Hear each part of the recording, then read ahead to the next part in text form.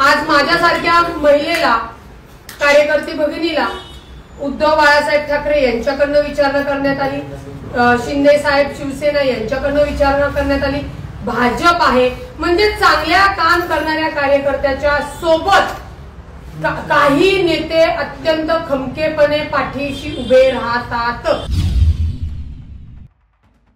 तुमच्या समोर अंतर्गत पक्षाच्या गोष्टी नाही सांगू शकत, परंतु अजितदादांपर्यंत कळालं की आमची काय चूक झाली की जेणेकरून आम्हाला फेर निवडमध्ये स्थान देण्यात आलं नाही। ही एवढी माझी मागणी, एवढं माझं म्हणणं मी दादांपर्यंत पोहोचवलेलं आहे। आता पत्रात जे मेन्शन केले ना त्यात तुम्ही असं सांगितलं की कोणतं विधान आहे ज्यांच्यामुळे मी अपमान केला असं वाटते, त्याबाबत पण हा खुलासा होत नाही। पक्ष परत तुम्हाला विचारू शकतो का याबाबत? नाही, ते काय पक्ष विचारू शकतो? कायद्याने विचारणार आहे ना। मी ज्या वक्तव्यावर तुम्ही मला खुलासा मागताय ते वक्तव्य त्याच्यामध्ये नमूद नाही, एवढाच विषय। त्याच्यामुळे तुम्ही कोर्टासारखी हेरिंग अजिबात चालवू नका। त्या ज्या काही गोष्टी आहेत, ज्या काही मागायच्या आहेत तेही मला मागताना कायदेशीर मागणार, मीही त्यांना देताना कायदेशीर उत्तर देणार।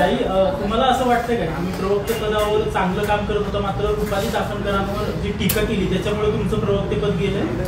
मला तुर्तास एवढंच सांगायचंय की माझ्यावर किंवा अमोल मिटकरी भाऊंवर किंवा वैशाली ताईवर जे काही करण्यात आता आलेलं आहे त्याच्या घडामोडी 7 ते 8 महिन्यापासूनच सुरू झाल्या होत्या। आणि ठीक आहे, तो सगळा लेखाजोखा, त्या सगळ्या कुरगुड्या, त्याचे सगळे विध पुराव्यासह मी अजितदादांसमोर ठेवीन। 8 महिन्यात ताई तुम्हाला आता दुसऱ्या पक्षाकडनं पण ऑफर आल्यात, महानगरपालिका अगदी तोंडावर आहे निवडणुका, ठाकरे गटाकडून सुषमा अंधारेंनी तुम्हाला विचारणा केल्या, शिंदेकडनं विचारणा झाली, काय हे सगळं आहे? अजून कुठल्या पक्षाकडनं विचारणा झाली का? तुमचा निर्णय काय या सगळ्या गोष्टीमध्ये? या सगळ्या राजकारणातल्या कुरगुडीच्या या प्रकरणामध्ये एक चांगली गोष्ट माझ्या लक्षात आली की या राजकारणामधले काही पक्ष, काही नेते हे खरंच चांगले आहेत। कारण का काम करणाऱ्या कार्यकर्तीला, लोकप्रतिनिधीला, आज माझ्यासारख्या महिलेला, कार्यकर्ते भगिनीला उद्धव बाळासाहेब ठाकरे यांच्याकडनं विचारणा करण्यात आली, शिंदे साहेब शिवसेना यांच्याकडनं विचारणा करण्यात आली, भाजप आहे, म्हणजे चांगल्या काम करणाऱ्या कार्यकर्त्याच्या सोबत काही नेते अत्यंत खमकेपणे पाठीशी उभे राहतात। त्याचा मला प्रत्यय आला, परंतु त्यांनी जी काही मला विचारणा केली त्याच्यावर माझा कोणताही अजून विचार नाही। मी सध्या राष्ट्रवादी काँग्रेस पार्टीची नगरसेविका आहे, माझी प्रवक्ता आहे आणि आता सगळ्यात मोठं पद अजितदादांची कार्यकर्ता म्हणून आहे। त्याच्यामुळे मला आणि तुमच्यामध्ये बोलण्यासाठी आता कुठल्याही ज्यांना आमचं काम आवडत नाही किंवा थांबवायचंय त्या लोकांचं आमच्यावर बंधन राहणार नाही। विचारणा झालेली आहे, दोन शिवसेना आणि भाजप,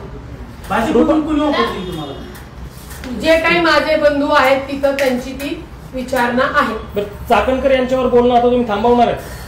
मी चाकणकरांवर बोलतच नव्हते। मी राज्य महिला आयोगाचा जो काही त्यांनी स्वतःहून वक्तव्य केलं, तो जो महाराष्ट्राच्या जनतेचा रोष होता तो रोष बोलला होता।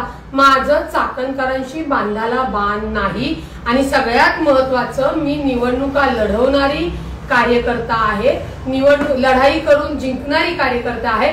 त्यामुळे चाकणकर हा विषय माझ्या राजकारणामध्ये कधीच नव्हता।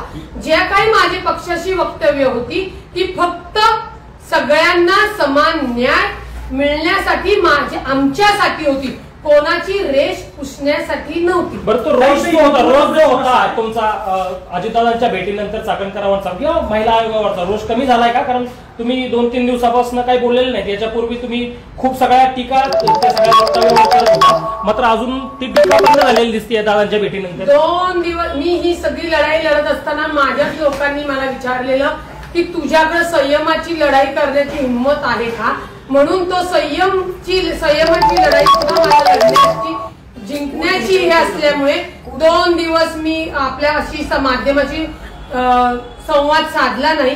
परंतु आज सगळ्या ज्या घडामोडी आहेत ते बोलण्यासाठी मी तुमच्याशी आले आणि मी तुम्हाला तुमचे फोन उचलून सांगतच होते की मी तुमच्या समोर बोलणार आहे. पण मी बोलत असताना मला पुराव्यानिशी जे खरं ते बोलायचंय, विनाकारण काहीतरी तयार करायचं, कोणतरी महिला आणायची, क्रिएट करायचं, कुठल्या तरी नेत्याकडनं कोणाला तरी फोन लावून आपल्याच कार्यकर्त्यांवर गुन्हे दाखल करण्यासाठीची कुरगुडी करायचं, हे मला गरजच नाही या गोष्टीची. काही राज्य महिला आयोगाच्या अध्यक्षांच्या राजीनाम्याच्या मागणीवर अजून देखील तुम्ही ठाम आहात का? महाराष्ट्राची जनता ठाम असेल तर मी त्यांच्या सोबतच आहे. तुम्ही ठाम आहात का? तुम्ही ठाम आहात का? तुम्ही मागणी करत होता. एक मिनिट मी महाराष्ट्राच्या जनतेसोबत हाताला हात धरून एक पाऊल त्यांच्या पुढे सोबत आहे. राजीनामा द्यावा. एक लक्षात घ्या, त्यांनी जे वक्तव्य केलं मी तेव्हाही सांगितलं की त्यांनी खरं राज्य महिला आयोगाच्या अध्यक्षा ज्या काही बोलून गेल्या होत्या त्याची दिलगिरी व्यक्त करायला पाहिजे होती. पीडिताच्या कुटुंबाच्या समाधानासाठी त्यांचं लेकरू गेले म्हणून त्यांनी ते नाही केलं. रुपाली पटेल 2 दिवस बोलली नाही म्हणून महाराष्ट्रातली आंदोलनं थांबलीत का त्यांच्या विरोधातली? तर नाही, ती आंदोलनं चालू आहेत. त्याच्यामुळे मी महाराष्ट्रातल्या जनतेसोबत अन्यायाच्या विरुद्ध न्याय देण्यासाठी आधीही उभी होते, आजही राहणार आहे आणि उद्याही. तुम्ही आजच्या पत्रात एक खुलासा केलाय का? पत्रात एक खुलासा केलाय की अजित पवारांना देखील हे पटलं नव्हतं. तुम्ही पीडित सगळा जो वाद सुरू झाला ना तो फलटण प्रकरणावरून सुरू झाला.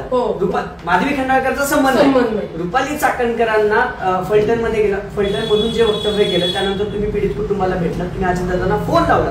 तुम्ही आजच्या पत्रात असं सांगताय की अजितदादांनी देखील नाराजी व्यक्त केली होती. अजितदादा पक्षाचे अध्यक्ष आहेत, रुपाली चाकणकर अजितदादाचं ऐकत नाहीत का? आता एक लक्षात घ्या, पक्षामध्ये राष्ट्रीय अध्यक्ष यांचंच ऐकलं जातं. आता कोण ऐकत नाही का नाही हा माझा बघण्याचा विषयच नाही, परंतु त्या पीडिताच्या कुटुंबाला राष्ट्रवादी काँग्रेस पक्ष त्यांच्या त्या दुःखात सोबत आहे आणि त्या पीडिताला न्याय देण्यासाठी आम्ही त्यांच्या बरोबर आहोत.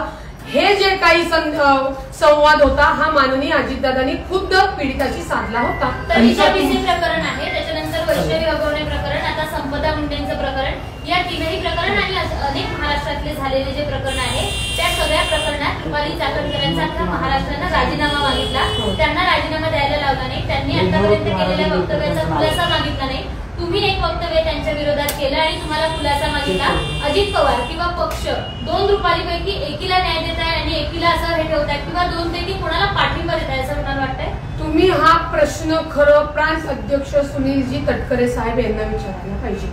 जे काही आयोगाच्या बाबतीत तुम्ही वैष्णवी हगवणे प्रकरण सांगताय, बिसेताईचं प्रकरण सांगताय, आपल्या डॉक्टर संपदा ताईचं प्रकरण सांगतात, या बाबतीतल्या ज्या काही आयोगाच्या कामकाजीमध्ये ज्या त्रुटी राहिल्या, चुका झालेल्या त्याच्या संदर्भातला जाब किंवा खुलासा हे मागणं काम माननीय प्रांताध्यक्ष सुनीलजी तटकरे साहेबांचं आहे. त्याच्यामुळे ह्याचं उत्तर ते देऊ शकतात. पण तुमच्याकडे तुमचा राजीनामा किंवा तुम्हाला त्या प्रवक्ता पदावरून हटवणं असू दे किंवा स्टार प्रचारकांची देखील यादी त्यांच्यात रुपाली चाकणकरांचं नाव येणं, हे सगळं जरी असलं तरीही एका रुपालीला पाठिंबा देत आहे आणि दुसऱ्या रुपालींना कुठेतरी पाठिंबा न दिल्यासारखं तिच्या पक्षीकरण होणार आहे. मी तुम्हाला पुन्हा सांगते की नाही मला प्रवक्त्यापदी फेर निवड दिली तरी मी निवडणुका लढणार आहे, जिंकणार आहे आणि माझं लोकप्रतिनिधित्व लोकांनी स्वीकारले, लोकांच्या प्रेमावर त्यांच्या कामावर मी उभी आहे. त्याच्यामुळे पक्षाला किंवा प्रांत अध्यक्षांना कुणाला कौल द्यायचा तो त्यांच्या अधिकारातला विषय आहे. तुम्हाला असं वाटतं का की त्यांना जास्त भाव दिला जातो आणि आपल्याला कमी लेखलं जातं? मला भाव पण खायची गरज नाही, काय नाही. कामानुसार मी माझा स्वाभिमानाची मान नेहमी उंच ठेवते. त्याच्यामुळे मी ते असला भाव आणि खडक पोलीस ठाण्यात तुमच्यावर गुन्हा दाखल करण्यात आला बेकायदेशीर जमाव प्रकरणी. हा येस, तोही माझ्यावर गुन्हा दाखल करण्यात आलाय. मग मी आधीच्या पक्षामध्ये काम करत असताना लोकांना न्याय देत असताना अनेक गुन्हे अंगावर घेतलेले. हा तर माझ्या घरातल्यांचा विषय होता. आणि काय म्हणले तुम्ही? बेकायदेशीर जमावबंदी जे तुम्ही म्हणताय ते पोलीस स्टेशन आहे. याच पोलीस स्टेशन मध्ये जो वाद मिटला गेला तो दुसऱ्या दिवशी PI यांनी दाखल कसा करून घेतला तर CP ला म्हणे वर्ण मला आलेलं आहे, CP कडनं अर्ज केला आणि अर्धा तासात गुन्हा दाखल होतो. जर त्यांच्या कायदेशीर प्रोसिजर काय सांगते, जर त्यांच्याकडे अर्ज आला तर त्यांनी काल जे गुन्हे दाखल केले नव्हते त्या दोघही पार्टीला बोलवायचे होते आणि दोन्ही गुन्हे दाखल करून घ्यायचे होते. पक्षातल्याच आमच्या नेत्याचा फोन गेल्यामुळे माझ्या घरातील लोकांवर गुन्हा दाखल करण्यात आला। त्याचा जाब विचारायला मी त्यांच्याकडे गेले, मलाही अटक करा म्हणून म्हणले। पोलीस स्टेशन हे सार्वजनिक ठिकाण आहे, कुणीही येऊ शकतं दाद मागायला। दाद मागताना एक जण येतो, 2 जण येतो का 100 जण घेऊन येतात, ते पोलीस स्टेशन त्याच्यासाठीच असतं। तोही गुन्हा माझ्यावर जाणीव हेतू पुरस्पर दाखल करण्यात आलेला आहे। आमच्याच पक्षातल्या नेत्याचा फोन केले गुन्हा दाखल, कोण आहे तो नेता?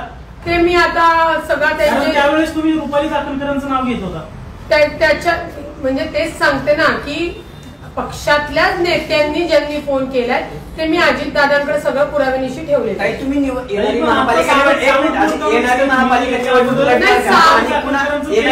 निवडणूक लढणार का आणि कुठल्या पक्षाकडनं लढणार?